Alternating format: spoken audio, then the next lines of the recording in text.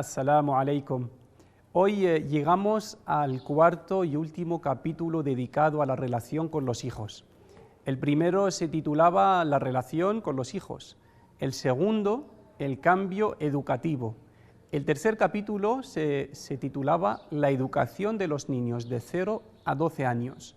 Y el último de hoy trata sobre la relación con los adolescentes. Por un pequeño error técnico, el capítulo 19 se emitió antes que el 18, pero el orden correcto, para quien quiera volver a verlos, es capítulo 18, el cambio educativo, y luego el capítulo 19, la educación de los niños de 0 a 12 años. Quiero empezar este capítulo con 5 puntos a modo de introducción y también de recordatorio sobre todo lo que hemos ido hablando en relación a la educación de los hijos. El primer punto: en cada etapa educativa cosechamos los frutos de la etapa anterior y sembramos para la siguiente. Por lo tanto, la facilidad o la dificultad de desarrollo de cada etapa educativa depende en gran medida de cómo hayamos trabajado la etapa anterior.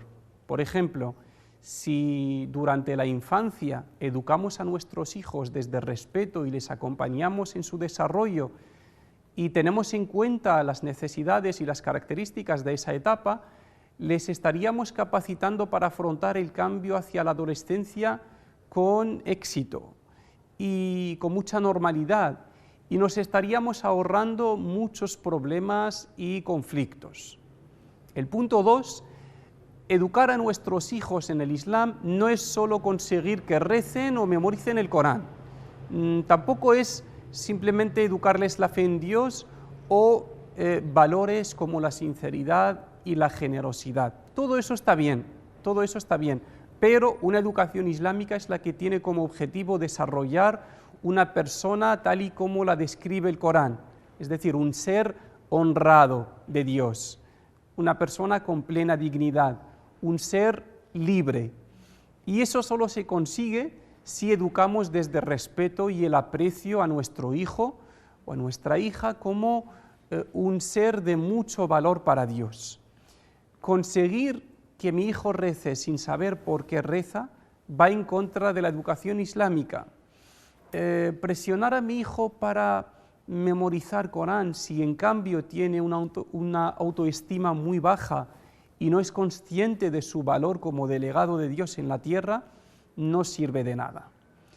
El punto 3: la labor educativa no se delega en nadie, es algo que tienen que hacer los progenitores. Hay padres que huyen de esa responsabilidad y pagan a otros para que la asuman por ellos. Pues les digo que nadie te va a educar a tus hijos, ni siquiera la escuela. Es algo que nace del fuerte vínculo afectivo de la paternidad y la maternidad. Es decir, no hay escapatoria. O educas a tus hijos bien o les educas mal. No hay otra opción. Cuando no estás haciendo nada con tu hijo, estás dejando que otros lo eduquen, y eso es lo mismo que educar mal. El punto 4: tanto la forma como los contenidos de cada etapa educativa tienen que estar adaptándose continuamente a los cambios. Son cambios naturales de cada etapa que experimentan nuestros hijos. Eso quiere decir que si un padre o una madre arrastran su paquete educativo de la infancia a la adolescencia, por ejemplo, no va a funcionar, aunque en la etapa anterior sí dio buenos resultados. Esto también pasa en la jurisprudencia islámica. Hay una regla que dice las normas giran con las causas, es decir, una norma, halal o haram, obligatorio, aconsejable, lo que sea, no es permanente, sino que depende del motivo que originó esa norma. Por ejemplo, si un producto alimenticio pasa a tener alcohol, se convierte en haram, ilícito, y si ese alcohol, que es el motivo de la norma, desaparece en algún momento, la norma cambia de forma inmediata y el producto vuelve a ser halal. En la educación, con cada cambio que experimentan nuestros hijos, algunas herramientas educativas dejan de ser eficaces y necesitan actualizarse. Y el punto 5, entender las razones y los motivos de la conducta de nuestro hijo la convierte en algo aceptable e incluso respetable. Tengamos en cuenta que nuestros hijos son criaturas de Dios y Dios es el sabio. Todo lo que ha creado lleva su sabiduría y la refleja. No hay nada absurdo en la creación de Dios.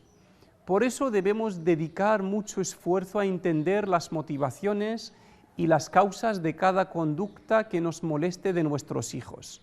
Debemos preguntarnos cuando vemos una de esas conductas, ¿por qué lo hace mi hijo? ¿Qué es lo que le lleva a actuar así? ¿Qué me quiere transmitir? ¿Qué me quiere pedir? ¿O qué es lo que le está obligando a actuar así? Esto en general es aplicable a todas las relaciones humanas, incluso con los adultos. Por ejemplo, si un día vas en el tren y te sientas delante de alguien que te molesta con sus movimientos, ves que está muy nervioso, se pone a gritar por la mínima, ves que es muy antipático contigo, tú puedes ponerte igual que él y también responderle de la misma manera, incluso gritarle, porque consideras que ese hombre es un maleducado y que quiere molestarte sin más. Pero si en ese momento de tu enfado alguien se acerca a ti y te dice, mira, este hombre acaba de perder a toda su familia en un accidente de tráfico y está muy nervioso. En ese momento tu enfado se apaga. No solo aceptarías y entenderías su enfado, sino que esa misma conducta que antes te molestaba deja de molestarte porque has entendido la razón que hay detrás y hasta te solidarizas con él y puede que le des un abrazo para aliviar su dolor. En la mayoría de las veces la conducta que vemos provocadora o negativa de nuestros hijos tiene detrás un justificante más que razonable. Pueden ser cambios hormonales, físicos, psicológicos, son muchos los cambios que experimentan nuestros hijos en las diferentes etapas. Si los entendemos, dejará de molestarnos esa conducta.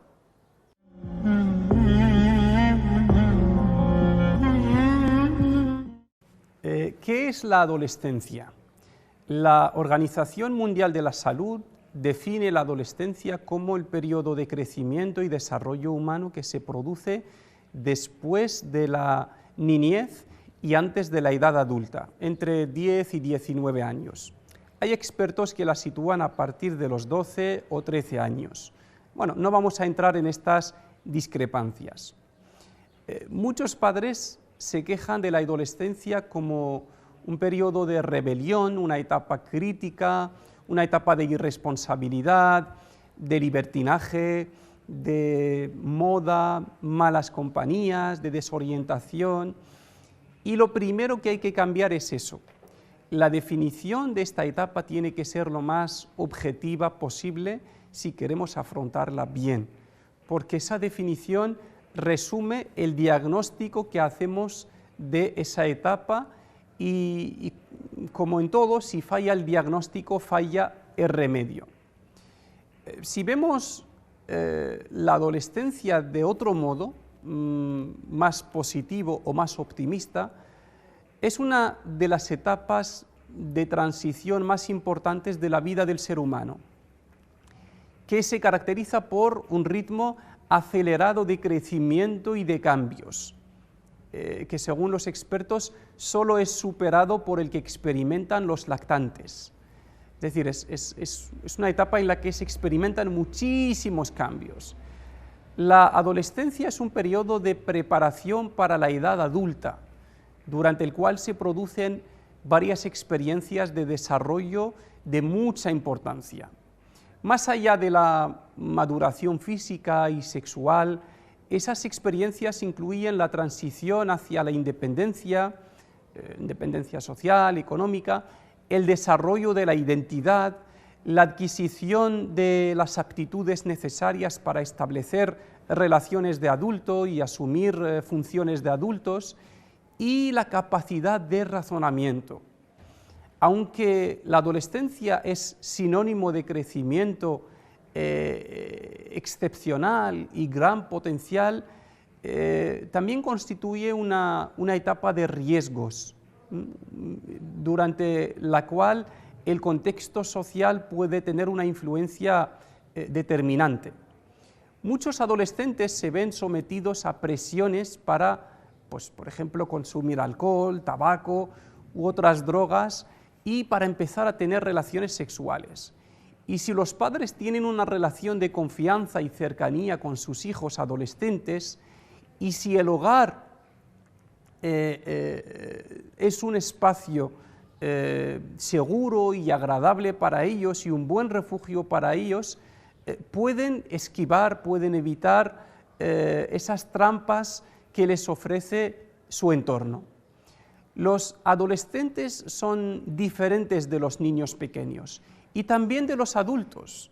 Es decir, un adolescente no es plenamente capaz de comprender conceptos complejos, ni de entender la relación entre una conducta y sus consecuencias, ni tampoco de percibir el grado de control que tiene o puede tener respecto a la toma de decisiones relacionadas con su vida. Esta incapacidad puede hacerlo particularmente vulnerable ante conductas de alto riesgo, y solo sobreviven a la gran cantidad de atractivos que se les ofrecen aquellos adolescentes fuertemente blindados y que gozan de una autoestima muy alta. Además de eso, los que cuentan de respaldo y la comprensión de sus padres. Por eso, en lugar de quejarte y mostrar incomprensión hacia la conducta de tu hijo adolescente y de criticarle continuamente, debes hacer un esfuerzo para entender la gran cantidad de cambios que está experimentando y luchar codo a codo con él, con ella, con tu hijo, con tu hija, contra las amenazas externas que le rodean, para atravesar juntos esta etapa con el mínimo daño y el máximo beneficio posible. En el Islam, la pubertad, que es la primera fase de la adolescencia, supone el inicio del compromiso religioso y moral. A partir de esa etapa, nuestros hijos empiezan a practicar los preceptos religiosos de un modo más responsable y continuo, y empiezan a ser conscientes de las consecuencias de sus acciones y palabras. El papel de la fe, y sobre todo del taqwa, que es tener conciencia de Dios y sentir su presencia y su compañía y su protección en todo momento. Su papel es muy importante para afrontar esta etapa. Aunque lo hayamos hecho en las etapas anteriores, aquí también debemos inculcarles a nuestros hijos a anteponer el agrado de Dios y su amor a cualquier otro criterio, y a intentar no fallarle a Dios, y a recurrir a Dios si se equivocan para pedirle perdón y también para pedirle apoyo y protección. Es decir, que no se preocupen tanto por si mis padres o alguien me va a ver o va a estar contento o no, o le voy a molestar a alguien, que se preocupen por encima de eso, de cómo es su relación con Dios, de agradar a Dios y de no fallarle a Dios. Un adolescente que es rodeado de tantas y tantas amenazas sin tener la madurez suficiente, si consigue superarlas y se aferra a los mandamientos de Dios, tiene un mérito enorme y casi insuperable en el Islam. Podemos llamarlo un ángel, un chaval que en medio de todos estos atractivos y estas amenazas consigue salir adelante. Es algo realmente admirable. En el famoso hadith de las 7 personas a las que Dios cubre bajo su sombra el día que no hay más sombra excepto la suya, se refiere al día de la resurrección, el profeta Muhammad dice, y un joven criado en la adoración de Dios. Es decir, un joven que haya pasado su edad temprana siendo un buen creyente y entregado plenamente a Dios. Y una de las enseñanzas más completas y maravillosas que el profeta Muhammad nos transmitió fue un consejo que él dio a un chico joven, un chaval adolescente, según las medidas de hoy, que era Mu'adh ibn Jabal. Le dijo: ten presente a Dios donde quiera que estés, y tras una mala acción haz una buena para borrarla, y trata a la gente con buenos modales. Este es un consejo completo dirigido a un chaval, es decir, fortalecer el grado de conciencia de Dios previene de caer en muchos males. Segundo, tras una mala acción no hay que deprimirse ni aislarse, sino hacer una buena acción, actuar en positivo. Y por último, seguir teniendo vida social y desarrollar relaciones personales, incluso en esta etapa delicada y de muchos cambios. El profeta Muhammad sallallahu alaihi wasallam también insistió mucho en el equilibrio de los jóvenes, de los adolescentes, un equilibrio entre lo espiritual, lo intelectual, lo físico, entre lo individual y lo social. Encontramos, por ejemplo, que muchas de sus enseñanzas van dirigidas a adolescentes que le rodeaban.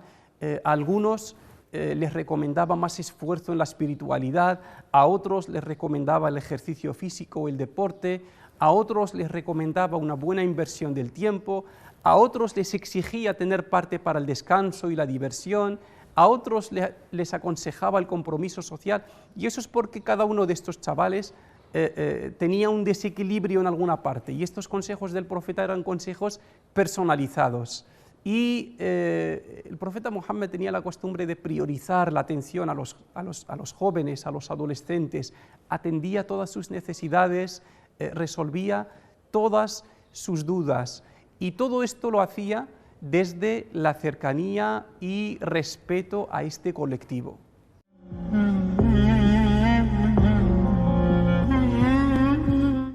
Y acabamos con 10 reglas para tratar a nuestro hijo adolescente. Primero, seguir cuidando y desarrollando el vínculo afectivo. Tu hijo, tu hija en esta etapa sigue necesitando de tus abrazos y de tu amor, aunque no lo reclame tanto como antes, y aunque tengas que cambiar un poco la forma de expresárselo.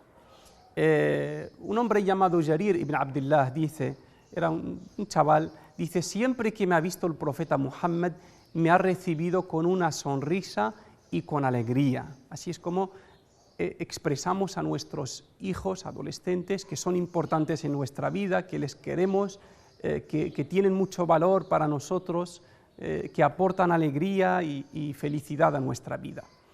La segunda regla: evita burlarte de esta etapa de su vida y exprésale tu empatía. Dile que entiendo lo difícil que es esto. Estás en una etapa muy importante y la vas a superar bien. Entiendo los cambios que estás experimentando, ¿vale? La regla 3, no le trates a tu hijo como un niño, ni le exijas actuar como un adulto. En esta etapa tu hijo se llama adolescente, no es ni niño ni adulto. La regla 4, tu hijo se siente mayor y debes hacerle sentirse igual. Por ejemplo, os voy a poner un ejemplo de la vida del profeta Muhammad sallallahu alaihi wasallam. Una vez el profeta estaba sentado con sus compañeros y justo a su derecha había un chaval, un adolescente. Fijaros primero en que los jóvenes, los adolescentes, estaban integrados en el círculo más cercano del profeta Muhammad. Bueno, le ofrecieron bebida al profeta Muhammad, bebió, y lo normal es pasarle la jarra de agua a la persona que tuviera a su derecha. Pero al ser un niño, habiendo en esa reunión gente muy mayor, el profeta Muhammad le pidió al chico, le dijo: ¿puedo darle de beber, priorizar a las personas mayores, ¿no?, antes de darte a ti? El chico dijo: si fuera otra cosa, sí, podría renunciar a ella, pero beber justo después del profeta Muhammad, no. Y no renunció a este derecho y bebió después del profeta Muhammad. Fijaros en qué detalle el profeta Muhammad, primero, tiene justo a su lado un chico muy joven, un adolescente, teniendo en esa reunión a grandes personas y personas muy influyentes en la comunidad como Omar, como Uthman, como Ali, y segundo, el respeto a este adolescente, el pedirle permiso antes de actuar de un modo que puede ser más respetuoso y cortés. La quinta regla: implica a tu hijo poco a poco en la vida de los adultos. Llévalo contigo a la mezquita, al mercado, a los encuentros con personas mayores, a una conferencia, de viaje, siempre sin presionarle y sin obligarle. Si observamos la vida del profeta Muhammad, él dio grandes tareas y responsabilidades a chavales muy jóvenes que pueden llamarse adolescentes. Mus'ab ibn Umar, que era el primer embajador del profeta Muhammad, lo mandó a Medina.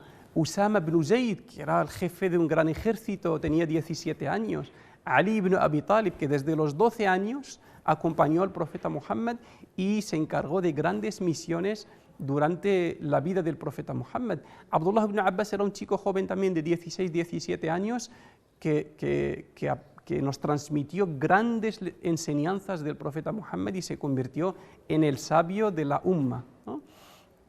La regla 6 trata con naturalidad el tema de los cambios sexuales con tu hijo y tu hija y aclárale todas sus dudas al respecto, para que no acumule prejuicios, miedos innecesarios o ideas confusas. La regla 7, no rechaces ninguna propuesta o petición de tu hijo o de tu hija sin razonamiento. Fíjate que hasta el Corán, que es la palabra de Dios, no exige nada sin razonar, siempre adelanta razonamiento antes de dar órdenes. Seguro que habréis oído el ejemplo esa historia de un chico joven que se acercó al profeta Muhammad y le dijo: autorízame, dame permiso para fornicar. En ese momento los que estaban con el profeta Muhammad se enfadaron, lo consideraron una falta de respeto. El profeta Muhammad acercó a este chico joven a él y tocándole el hombro, acariciándole el hombro, le dijo: ¿esto que pides lo quieres para tu madre? ¿Lo quieres para tu hermana? ¿Lo quieres para tu tía? Con un razonamiento lógico consiguió, como dice este chaval, consiguió que este chaval saliera del encuentro con el profeta Muhammad rechazando por completo aquello que quería. 8. Reducir las clases magistrales y los consejos y los sermones al mínimo. Los adolescentes no tienen esa capacidad, no están capacitados ni tienen paciencia para escuchar grandes lecciones de vida, sobre todo los que empiezan por yo cuando tenía tu edad hacía y hacía y hacía y vosotros sois irresponsables. Estas expresiones lo único que hacen es alejar a tu hijo de ti. Fíjate, hasta el profeta Muhammad, siendo el profeta, el mensajero de Dios, dicen sus compañeros que nos daba una charla de vez en cuando. Algunos dicen una vez a la semana, se acordaba de darnos una charla, una reflexión, y no estaba todos los días dando sermones. Punto 9, elogia a tu hijo y no le critiques delante de los demás. Esto es aplicable a todas las etapas educativas, pero sobre todo, los adolescentes no quieren que su padre, que su madre se quejen de él delante de los demás o critiquen algo de su conducta de los demás. Siempre muestra a tu hijo como una gran persona, haz destacar sus virtudes, todo lo positivo que tenga, como hacía el profeta Muhammad sallallahu alayhi wa sallam, diciendo: qué buen hombre es Abdullah, Abu Ubaida es el hombre, el guardián de esta umma. Decía: Muad es el más sabio de esta umma. Siempre elogiaba a sus compañeros y les daba atributos positivos. Por último, dale libertad y establece con él las normas para que las cumpla. Es decir, tiene que haber libertad, pero también tiene que haber normas. Pero en esas normas intenta implicar a tu hijo. Siéntate con él o a tu hija y dile, ¿dónde te parece que pongamos el límite de lo que sea, del uso de la tecnología, de las salidas, de lo que sea? ¿Dónde te parece que pongamos? Y consensuamos esas normas. Con estas reglas y otros consejos que nos ofrecen los expertos en psicología y en educación, sin olvidar, por supuesto, la fuerza de la súplica, podemos transitar en compañía de nuestros hijos en este terreno fascinante, llamado la adolescencia, a la vez que peligroso, con mucha seguridad. Muchas gracias. Assalamu alaikum wa rahmatullahi wa barakatuh.